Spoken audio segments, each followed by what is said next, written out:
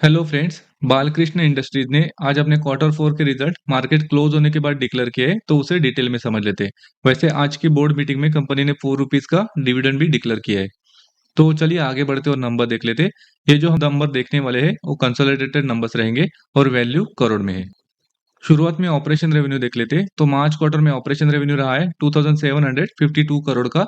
वही last year March quarter में 2682 करोड़ के आसपास ऑपरेशन रेवेन्यू रहा था और दिसंबर क्वार्टर में 2560 करोड़ का ऑपरेशन रेवेन्यू रहा था। यहाँ per year on year basis देखेंगे तो हमें 3% का इंक्रीज देखने को मिल रहा है।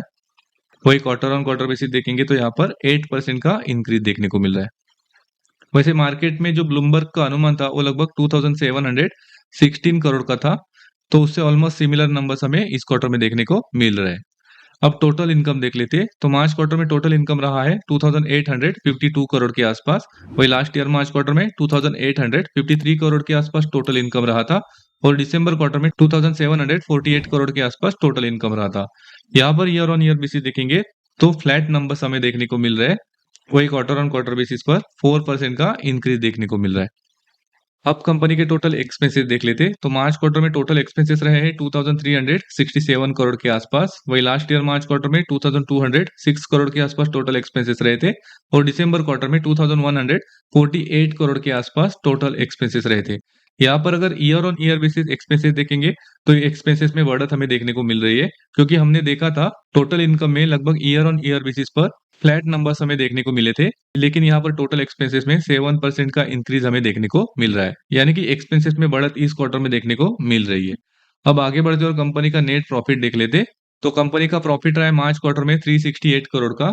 वही लास्ट ईयर मार्च क्वार्टर में 487 करोड़ के आसपास प्रॉफिट रहा था और दिसंबर में 449 करोड़ का प्रॉफिट रहा था।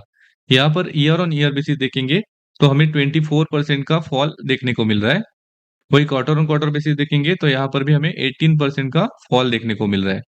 यानी कि जो एक्सपेंसेस में बढ़त इस क्वार्टर में देखने को मिली है, उसके वजह से नेट प्रॉफिट में कमी देखने को मिली।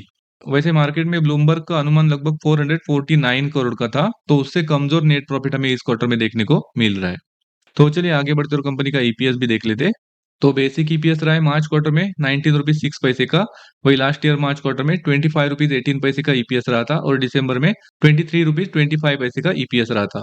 यहाँ पर अगर ईपीएस में ईयर ऑन ईयर और क्वार्टर ऑन क्वार्टर बेसिस देखेंगे तो गिरावट देखने को मिल रही है, जो कि निगेटिव है। ओवरऑल नंबर देखेंगे तो मिक्स नंबर देखने को मिल रहे हैं, हल्के कमजोरी नंबर है एक्चुअली, क्योंकि ऑपरेशन रेवेन्यू में हमें ईयर ऑन ईयर बेसिस पर फ्लैट नंबर देखने को मिले, लेकिन क्वार्टर ऑन क्वार्टर बेसिस पर हल्की बढ़त देखने को मिली। लेकिन जो एक्सपेंसेस में बढ़त इस क्वार्टर में देखने को मिली है, उसके वजह से नेट प्रॉफिट में ईयर और क्वार्टर ऑन क्वार्टर बेसिस पर गिरावट देखने को मिली और उसी के साथ जो मार्केट का अनुमान था नेट प्रॉफिट का, उससे कमजोर नेट प्रॉफिट देखने को मिला है। तो हल्के कमजोर रिजल्ट इस क्वार्टर में हमें देखने को मिल रहे हैं। वैसे लास्ट 3 महीने में अगर स्टॉक का परफॉर्मेंस देखेंगे, तो स्टॉक में लास्ट 3 महीने पहले जो प्राइस था, उसी प्राइस के आसपास स्टॉक अभी भी ट्रेड कर रहा है। यानी कि मार्केट में जो लास्ट 2-3 महीने में पॉजिटिव मूवमेंट था, उसमें इस स्टॉक ने कुछ भी पार्टिसिपेट किया नहीं है। तो शायद इस रिजल्ट के बाद स्टॉक में गिरावट देखने को ना मिले। इस वीडियो में इतना ही। Thank you.